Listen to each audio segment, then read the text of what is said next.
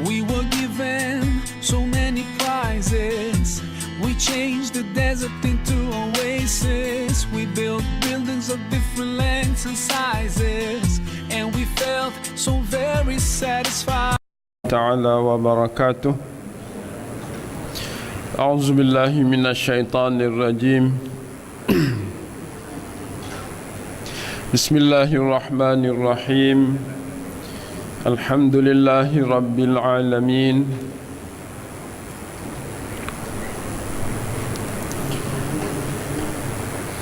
وبه نستعين. والصلاة والسلام على رسول الله الأمين وعلى آله وصحبه أجمعين.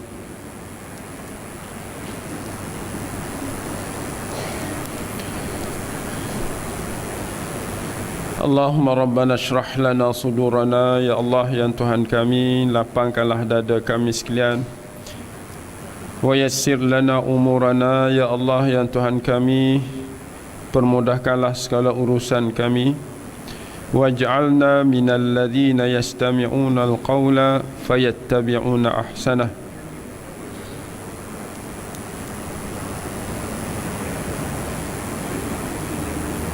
Allahumma salli ala Muhammad wa ala ali Muhammad. Allahumma ansur al-Islam wal muslimin. Ya Allah, bantukanlah kami dan bantukanlah orang-orang Islam dan kaum muslimin di mana saja mereka berada. Muslimin muslimat yang dirahmati Allah Subhanahu wa taala, syukur kepada Allah Subhanahu wa taala kerana dengan izin, taufik dan hidayah Allah Subhanahu wa taala kita dapat bertemu lagi pada pagi yang mulia ini setelah kita berhari raya dan berpuasa selama sebulan, dan berhari raya hampir sebulan dah, seminggu lebih dah, hampir separuh bulan. Kesemuanya itu adalah hasil daripada nikmat Allah Subhanahu wa taala. Kesemuanya itu adalah hasil daripada rahmat Allah Subhanahu wa taala. Rahman Rahim Allah Subhanahu wa taala. Setelah mana kita dilatih oleh Allah Subhanahu wa taala berpuasa, bertarawih, yakni bercakap dengan Allah Subhanahu wa taala. Solat maknanya bercakap dengan Allah Subhanahu wa taala, berhubung dengan Allah Subhanahu wa taala dalam bentuk yang kerap, yang lebih kerap daripada hari-hari sebelum Ramadan. Kita bertarawih, kita bertahajud, semua itu dalam bentuk solat ataupun sembahyang. Sembahyang itu maknanya berhubung. Kita berhubung dengan Allah adalah satu syarat hidup di dunia ini. Maka berhubung dengan Allah itu dengan cara yang wajib ialah sembahyang. Kita juga diminta berhubung dengan sesama kita, kita panggil silaturrahim. Dan kita bila mana berhubung dengan Allah Subhanahu wa taala, kita diminta untuk berhubung secara zahir dan batin. Zahir dan batin. Secara saf, secara saf. Artinya kita tak boleh berhubung sesama kita pada zahir sahaja. Kita kenal kawan kita tapi kita benci dengan hati, tak boleh. Mesti kita kenal kawan kita sesama Islam, kita kasih dengan hati kita. Dalam kita nak jaga iman kita kepada Allah Subhanahu wa taala, kita kena jaga hubungan silaturahim kita dengan Allah, dengan sesama kita. Maka sesungguhnya orang-orang yang beriman pada Allah Subhanahu wa taala ialah orang-orang yang mengasihi Allah Subhanahu wa taala sekasih-kasihnya. Dalam masa yang sama dia kasihi sesama dia, sesama makhluk dia dengan sekasih-kasihnya. Kasih ini bermula dengan hati, dan diterjemahkan dengan lidah dan dilaksanakan dengan segala anggota. Yang saya ingin sebut di sini ialah dari sudut orang kata kasih sayang antara kita, antara Allah Subhanahu wa taala melalui solat sembahyang. Muslimin muslimat sekalian, kalau kita tengok kepada apa yang dibuat oleh Nabi kita sallallahu alaihi wasallam, dia mula-mula sekali dia ambil berat pasal sembahyang, pasal saf. Pasal saf.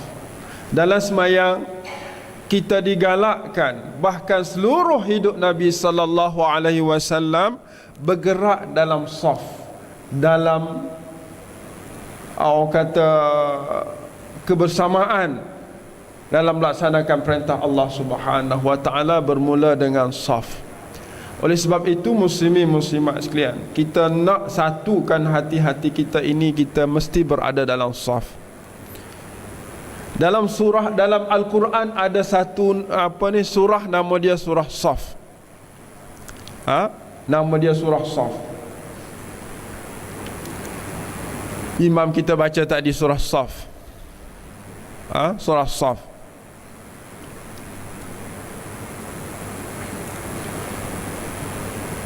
Saf dan kaitan dengan sembahyang.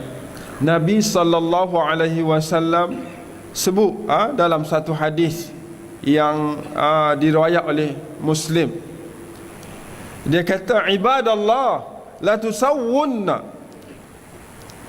sufufakum aw la yukhalifanna Allahu baina qulubikum.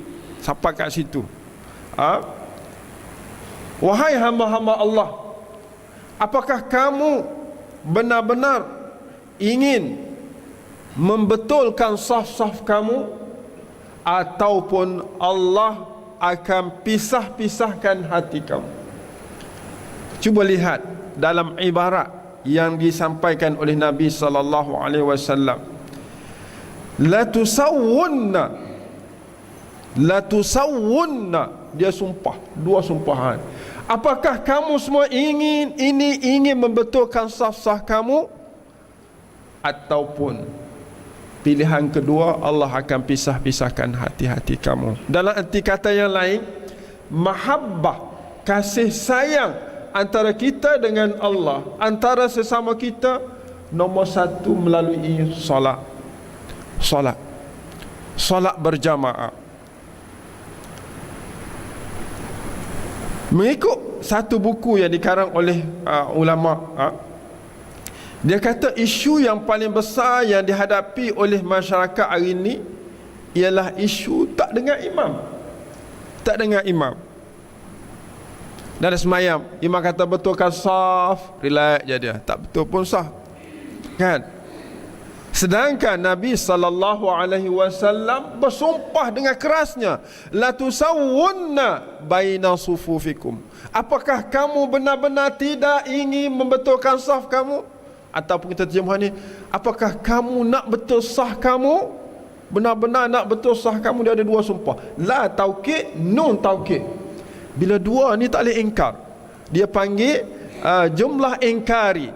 Jumlah ingkari ni maknanya jumlah satu ayat, satu suruhan, satu perintah. Kalau kita ingkar terhadap perintah itu, sama ada kita kita rosak ataupun kita tidak mencapai apa yang kita nak.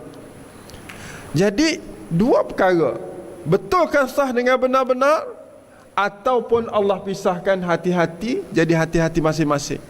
Artinya Allah pisahkan hati-hati kamu ni individual, dia buat kerja secara individu, kepentingan diri. Sekarang ni kalau apa yang berlaku di Mesir, di Suria, di Iraq, di mana, kita rasa tak? Kita rasa tak kasih sayang? Kita tengok mayat-mayat yang dibunuh itu, biarlah, itu tempat dia, bukan kita punya. Kenapa Allah tidak satukan hati-hati kita sebagai seorang Muslim? Boleh jadi sebab utama adalah sebab yang disebut oleh Nabi sallallahu alaihi wasallam, pasal saf semayang. Tak, pasal saf semayang. Kata ulama, sah membetulkan semayang itu adalah kewajipan kepada makmum untuk ikut imam. Arahan imam. Betulkan sah, pastikan sah itu betul. Apa untungnya betul saf? Hati akan betul, kesatuan akan betul. Yang kedua, di samping kita ini akan bersatu, akan bersaf dalam apa jua kerja-kerja kita, kita juga diberi pahala oleh Allah, diberi kekuatan oleh Allah melalui saf. Kalau saf kita betul, saf kita rapat, saf kita sempurna, pertama hati kita akan disatukan oleh Allah Subhanahu Wa Taala berdasarkan hadis Nabi sallallahu alaihi wasallam tadi. Yang kedua, bila kita disatukan oleh Allah, kita ni muslimin muslimat semayang, ada yang khusyuk, ada yang tak khusyuk kan. Jadi bagaimana kita nak dapat pahala orang yang paling khusyuk dalam jamaah kita, dalam kita semayang tu? Caranya ialah membetulkan sah, merapatkan sah. Allah satukan hati, Allah sempurnakan pahala-pahala yang kurang dalam salat kita.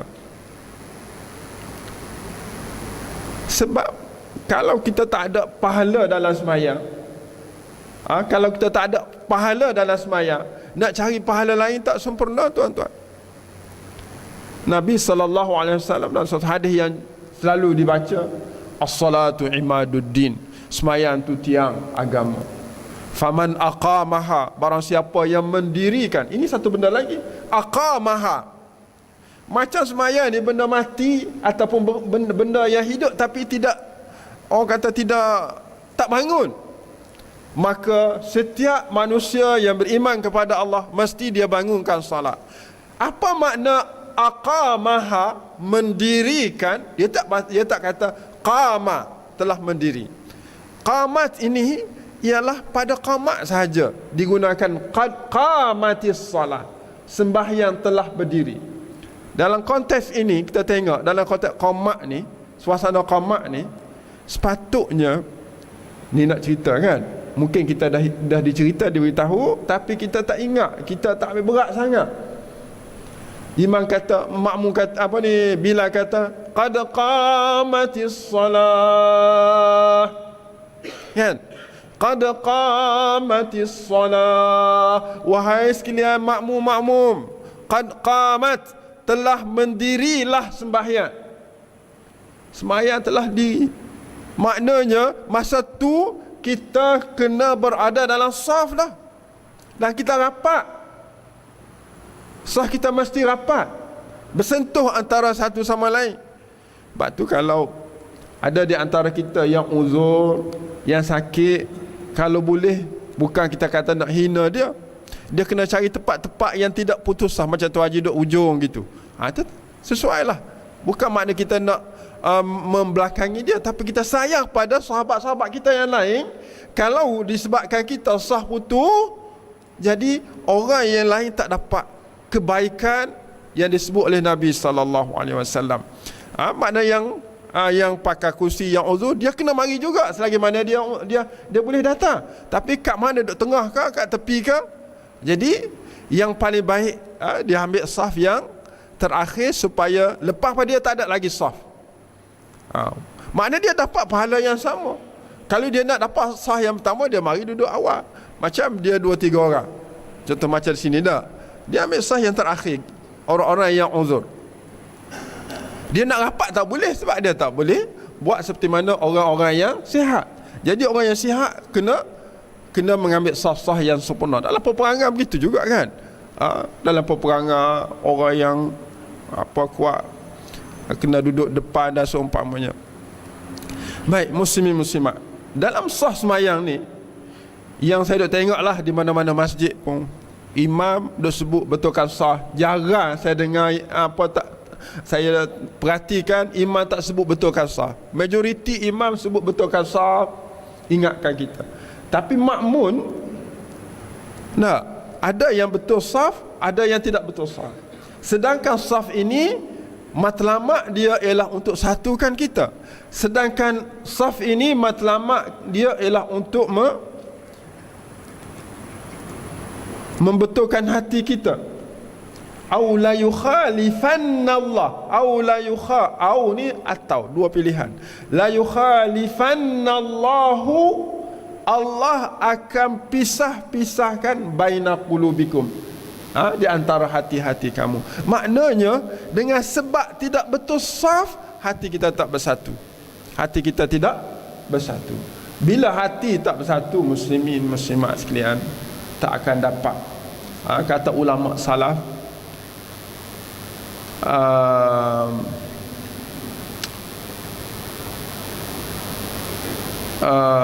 sesungguhnya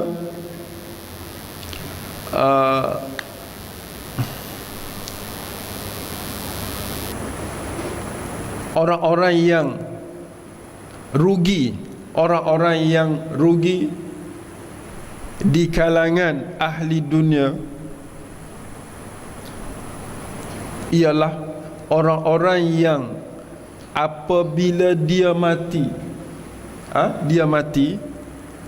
dia keluar daripada kharaju minha, dia keluar daripada dunia ni, mati, wa ma dhaqu athyaba ma fiha, mereka tak rasa nikmat yang paling baik di dunia. Lalu orang tanya, apakah nikmat yang paling baik? Wahai Syekh, wahai Tok Guru, dia kata nikmat yang paling baik ialah dapat mahabbatullah, kasih sayang Allah.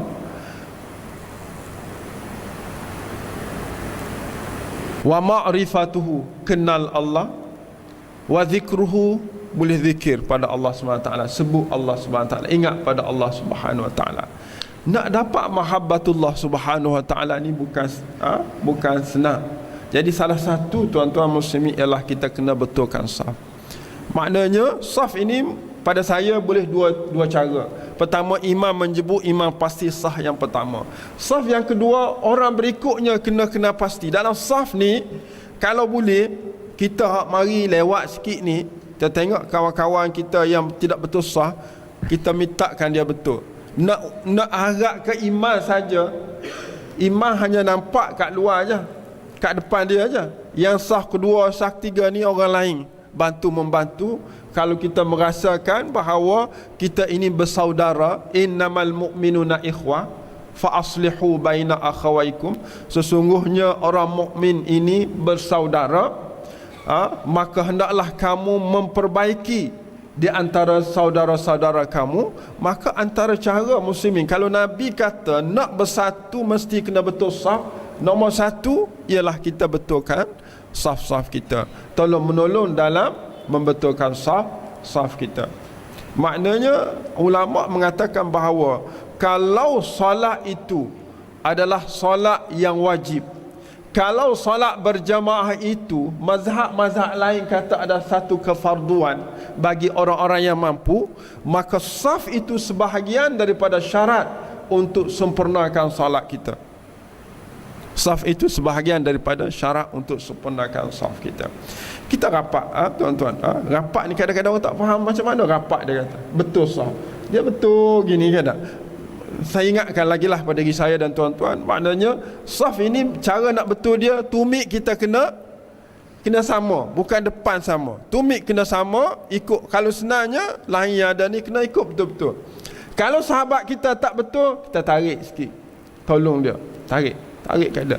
Jadi setengah-setengah kita kalau sahabat tarik, kita kata apa? Kita marah. Kata kau jaga diri kau, solat masing-masing, kubur masing-masing. Tak, salah tuan-tuan, kita kata kubur masing-masing.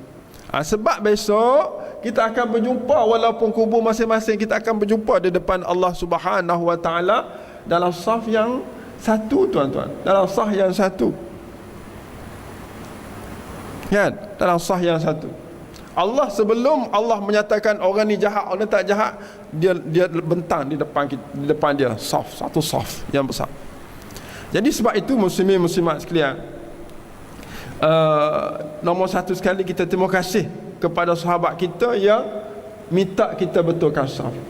Tarik kita, kalau jauh kita tarik tangan dia, tarik kaki dengan tarik mahabbah. Tarik mahabbah ni betul sah awak ni. Tak begitu. Ya akhi, tak kasar. Kalau dia marah, janganlah. Jadi lepas pada semayang tu kita cerita kat dia sebab gini. Sebab kita tengok hadis Nabi sallallahu alaihi wasallam ni berat sangat dalam bentuk sumpahan yang tidak ada pilihan. Kalau tak betul sah, dia hati tak bersatu. Jadi itulah perkara yang benar-benar yang kita kena baiki pada hari ini. Baik, muslimin muslimat sekalian, dalam ayat yang surah Saf, saya nak juga share kepada muslimin muslimat yang dibaca oleh imam tadi.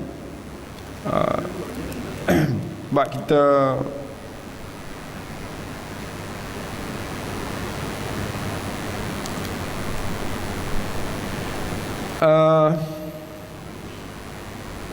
dia Saf ini di samping ia merupakan satu perintah Allah Subhanahu wa taala dalam solat, Saf juga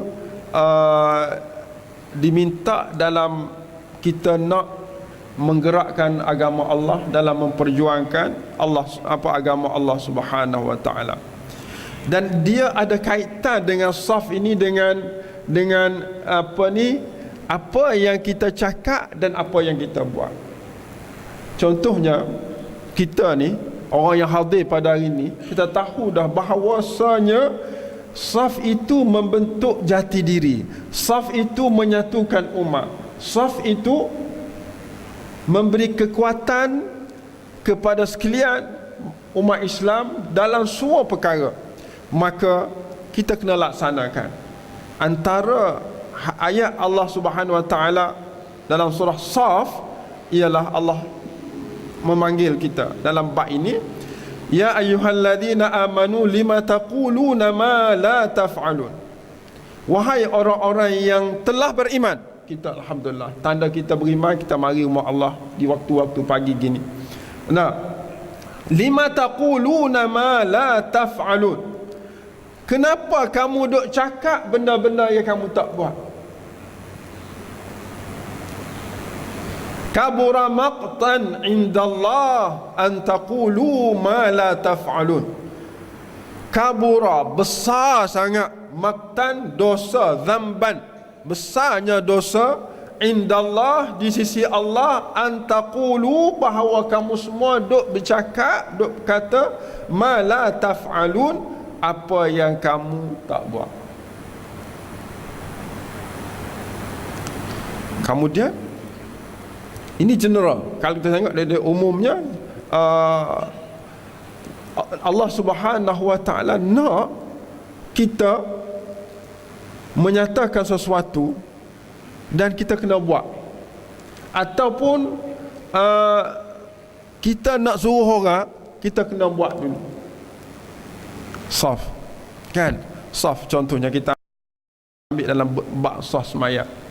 Setiap yang hadir hari ini, dia dah faham, dia dah tahu bahawa Nabi sallallahu alaihi wasallam mengambil berat dan bersumpah dengan sumpahan yang berat bahawa kamu kena betul saf, atau kalau kamu tak betul saf, Allah akan la yukhalifannallah, Allah akan pisah-pisahkan di antara hati-hati kamu.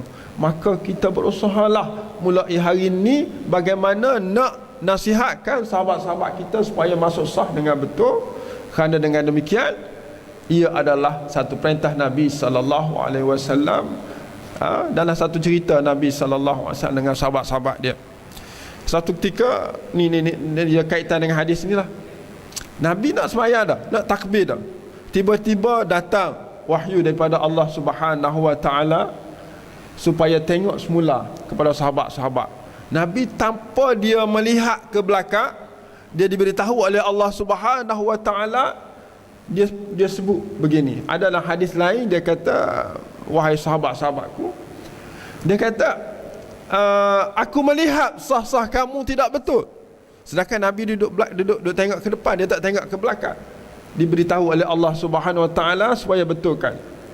Maka makna hadis yang saya sebutkan tadi juga ada disebut dalam riwayat-riwayat lain, bahawa kamu nak betul saf ke ataupun hati-hati kamu dipisahkan.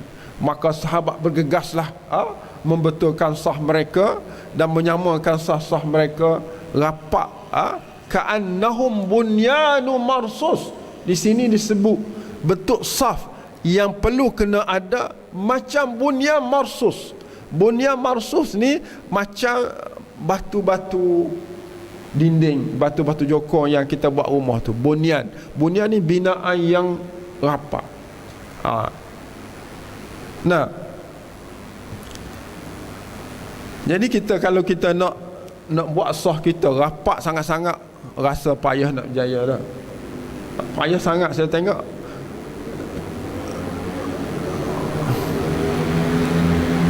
Nak kata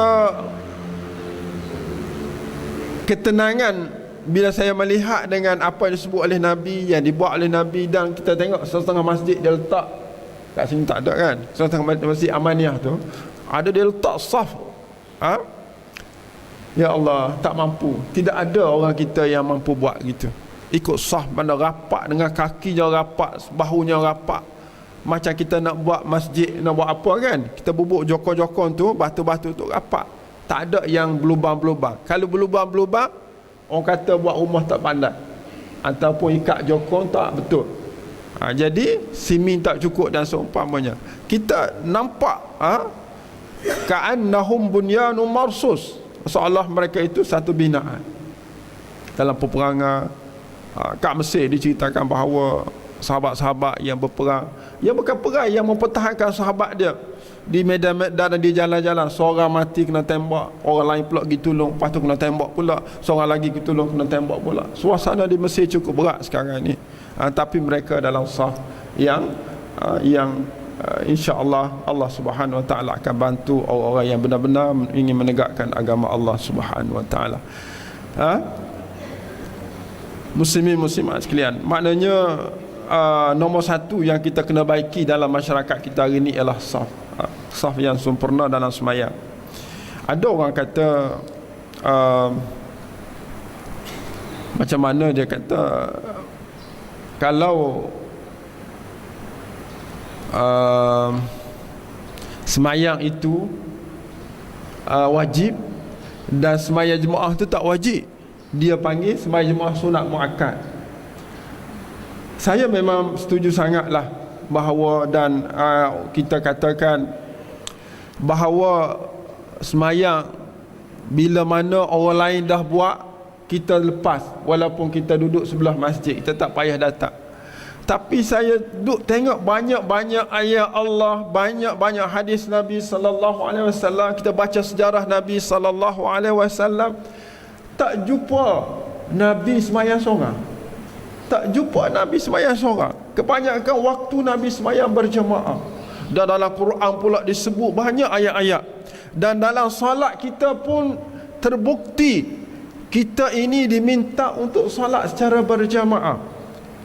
Sebab itulah tuan-tuan, saya tak tahu bagaimana seorang Yahudi datang kepada satu masjid di Mesir, tak silap saya. Dia pergi di waktu subuh. Dia pergi, dia tengok masjid. Dia tengok masjid waktu subuhnya 2 sah 3 sah. Macam kita ni ramai dah, tapi tak penuh lagi kan. Dia seronok lagi.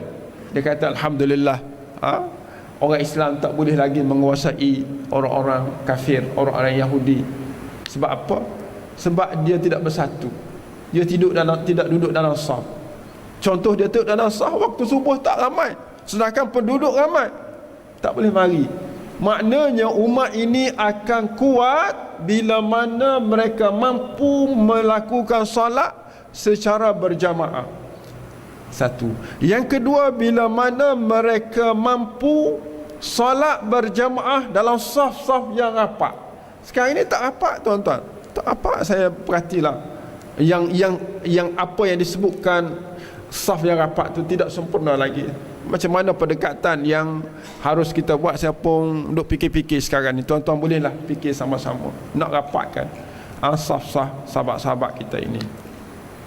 Jadi dalil-dalil cukup kuat untuk menunjukkan kita ini salat berjamaah dalam saf-saf yang rapat. untuk menyatakan bahawa kita ini akan bersatu. Contohnya dalam Fatihah sendiri, dia menunjukkan solat berjamaah. Iyyaka na'budu wa iyyaka nasta'in. Nahnu, hanya engkau, kami ni ramai, satu. Yang kedua, dalam tahiyat kita, assalamu alaina wa ala ibadillahi salihin. Perkataan assalamu alaina ni, selamat di atas kami, menunjukkan jamaah, menunjukkan ramai, kan? Yang ketiga, dalam surah Fathi, Muhammad Rasulullah walladzina ma'ahu asyidda'u 'alal kuffar ruhama'u bainahum. Muhammad sallallahu alaihi wasallam Rasulullah, pesuruh Allah, utusan Allah, yang menyatakan sesuatu daripada Allah Subhanahu wa taala.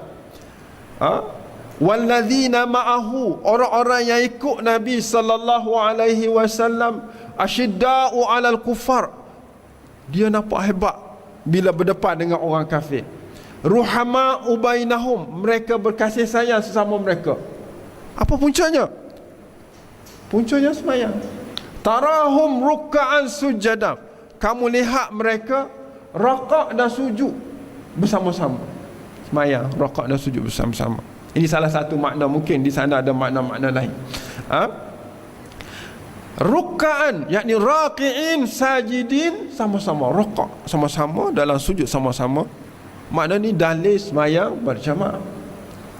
Kenapa mereka buat? Yabtaghuna fadlan minallah wa ridwan, mereka rebut nak dapat kurniaan daripada Allah. Dan satu hadis Nabi sallallahu alaihi wasallam juga tentang sah, maksud sah yang pertama ni, kalau manusia tu tahu akan kelebihan sah yang pertama dan kelebihan azan solat, sudah pasti mereka akan berlomba-lomba. Kalau kena bayar pun mereka kena bayar. Ni, kalau manusia tahu, umat Islam tahu betapa besarnya saf pertama dan juga pentingnya mendengar azan untuk hadir solat berjamaah, kata Nabi sallallahu alaihi wasallam, lau yastahimu musahama, dia terpaksa kena bayar denda ataupun bayar beberapa persen kerana nak dapat sah yang pertama, dia pasti dia bayar. Okey, saya nak dapat sah yang pertama, saya kena bagi kepada masjid, kan, 1000 setahun. Kenapa nak dapat sah pertama? Kalau saya mari lewat pun saya nak dapat sah pertama, boleh tak? Boleh tak kita bagi duit khas untuk dapat sah yang pertama, tapi kita nak mari lewat? Tak boleh. Maknanya sampai ni tengok-tengok penuh dah sah. Ya Allah, aku nak buat macam mana? Boleh tak aku, tuan, aku nak bagi 1000 pada awak, aku nak dapat sah yang pertama. Kau ambil 1000, sah kedua. Sudah pasti orang yang dapat sah pertama ni tak akan beri, tak akan bayar. Tak, 1000 saya tak nak, saya nak duduk sah yang pertama. Saya rasa nikmat, saya rasa lega. Pertama saya dekat dengan imam. Yang kedua, sah yang pertama ni sempurna banyak sangat. Tengok ni, dia punya kain putih ni pun tak semua sampai kat belakang, kan? Kenapa 2-3 sah je buat? Maknanya kelebihan sah yang pertama. Yang kedua, kita biasanya kita nak letak muka tempat yang paling mulia, paling yang baik, paling bersih. Jadi sah pertama ni jarang orang pijak kaki. Nah, sah-sah lain ni orang pijak tempat kita sujud, kaki orang juga semua, kadang-kadang kaki basah. Kat sah pertama dah jarang. Kelebihan dah banyak dah, tuan-tuan. Jadi berebut untuk mendapat sah yang pertama ni juga. Sah pertama ni maknanya sah pertama kalau penuh, yang kedua bukan yang terakhir. Sebaik-baik saf kaum lelaki adalah saf yang pertama, dan sebaik-baik saf orang perempuan ialah saf yang akhir. Maknanya saf orang perempuan ni dia kena duduk lepas saf lelaki. Seperti mana yang kita lihatlah di masjid kita ni, kira dah comel lah. Muslimin muslimat yang dirahmati Allah Subhanahu wa taala sekalian.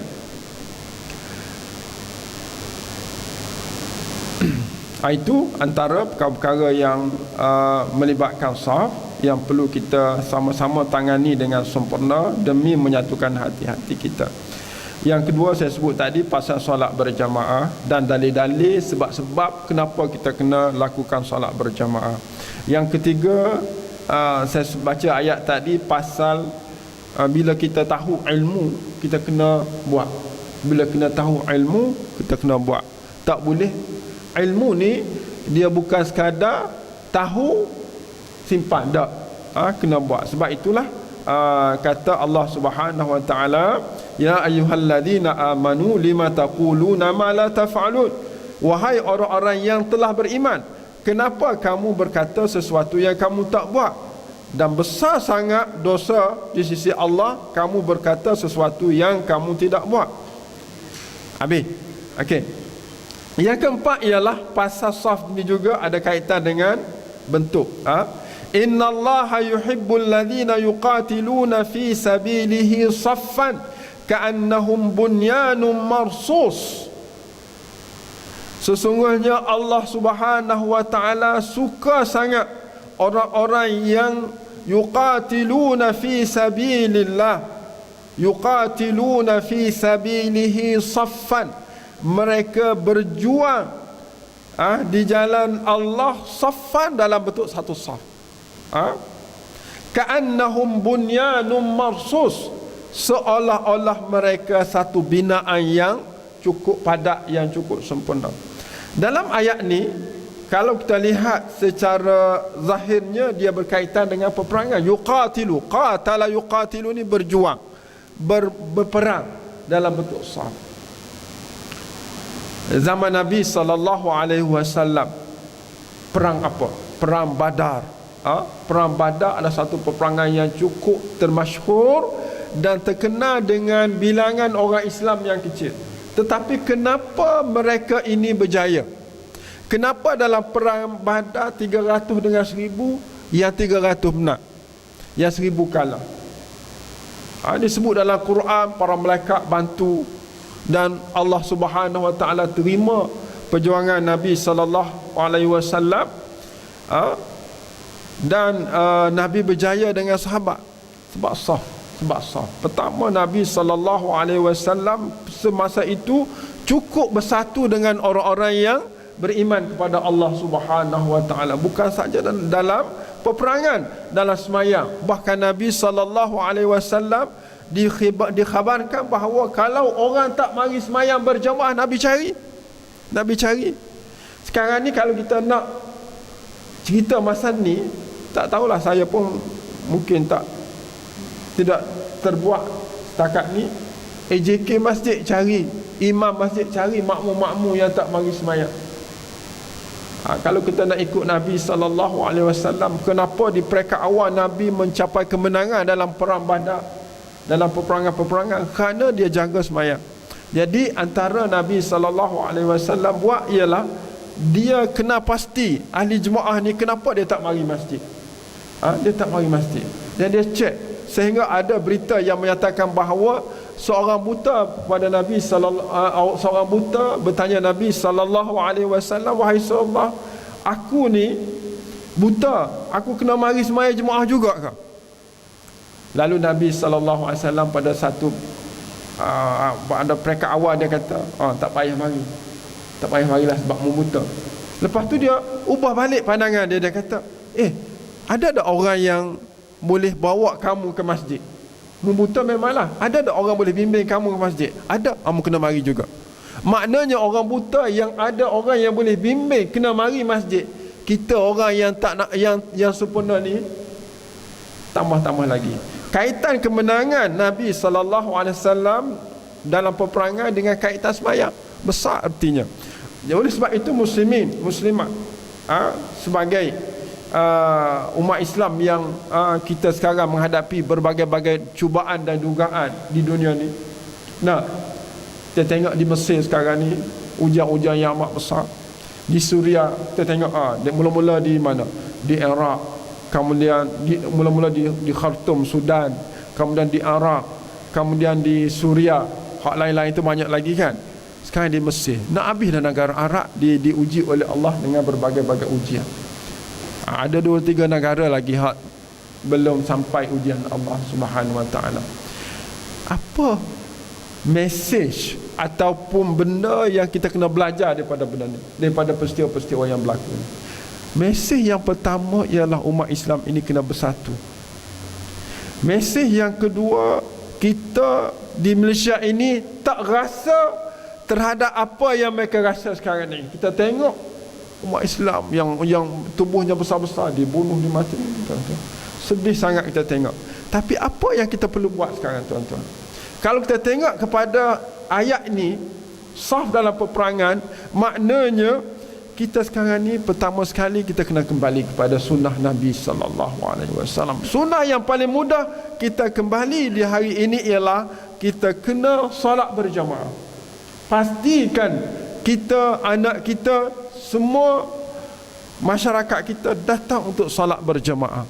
Dan solat berjamaah yang kita lakukan ini mestilah solat yang paling tinggi nilainya. Solat yang paling tinggi nilainya ialah solat yang boleh menyatukan hati-hati kita. Untuk menyatukan hati-hati kita, tidak ada cara lain, mesti saf-saf kita kena sempurna. Oleh sebab itu, muslimin muslimat sekalian, gerakan kita di akhir-akhir ini, di saat-saat ini ialah gerakan mengajak masyarakat untuk solat, mengajak masyarakat untuk solat berjamaah, mengajak masyarakat untuk betulkan saf. Kalau kita pegang yang ni pun okey dah, boleh selamat dah umat ini. Akan bersatulah umat ini. Bila hati-hati kita bersatu, insya-Allah kemenangan Islam amat mudah. Tetapi kalau kita tak bersatu, kita tidak mungkin untuk memenangkan Islam untuk zaman-zaman yang akan datang ini, muslimin muslimat yang dirahmati Allah Subhanahu Wa Taala. Jadi ringkas apa yang saya nak sampai pada pagi yang mulia ini ialah kita cuba sedaya upaya ajak masyarakat. Kalau di Mesir sedang berjuang antara hidup dengan mati, tuan-tuan, kita kena berjuang untuk mengajak masyarakat kita yang tak semayang supaya semayang, tuan-tuan. Masyarakat kita yang tidak tutup aurat supaya dia tutup aurat.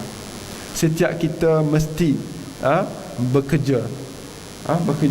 Paling tidak keluarga kita nasihat supaya mereka mari solat berjamaah. Dan bila masuk solat Jumaat kena betulkan saf.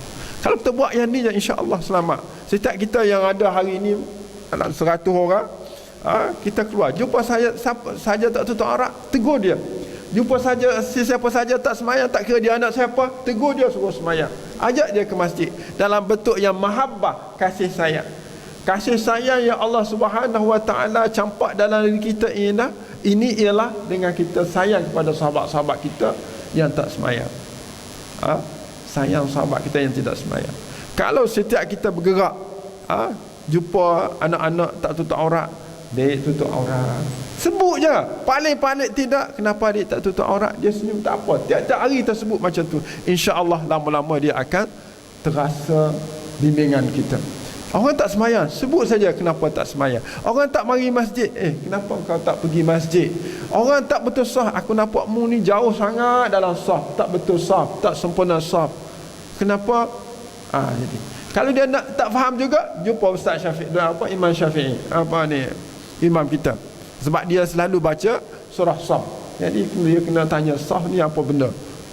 Tanya imam-imam kita supaya kita faham betul-betul apa yang dikehendaki Allah Subhanahu Wa Taala. Jadi inilah yang perlu kita bergerak, tuan-tuan, dari semasa ke semasa, supaya masyarakat kita berubah dengan dakwah yang kita lakukan ini, insya-Allah. Itu di antara perkara yang patut kita lakukan, muslimin muslimat sekalian. Insya-Allah itu sahaja yang saya rasa sesuai untuk saya lakukan pada pagi ini. Dan insya-Allah mungkin selepas kita tahlil biasa ni, kalau ada, kita jangan lupa solat duha. Solat duha 2 rakaat sebelum kita balik ke rumah. Kerana dengan solat duha ini kita akan mendapat pahala. Dalam hadis Nabi SAW, kita dapat pahala umrah, pahala haji dan pahala umrah dengan sempurna, dengan sebab kita solat duha 2 rakaat kurang-kurangnya sebelum kita bercakap benda-benda dunia dan sebelum kita keluar daripada masjid.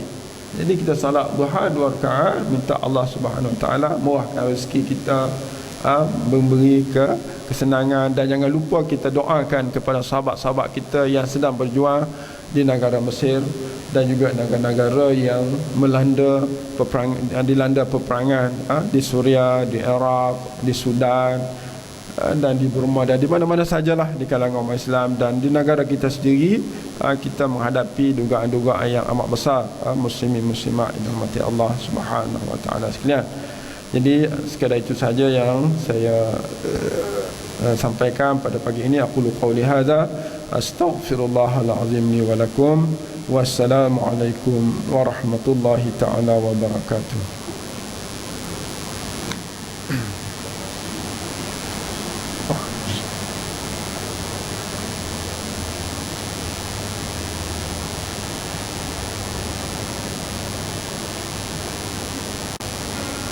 Ada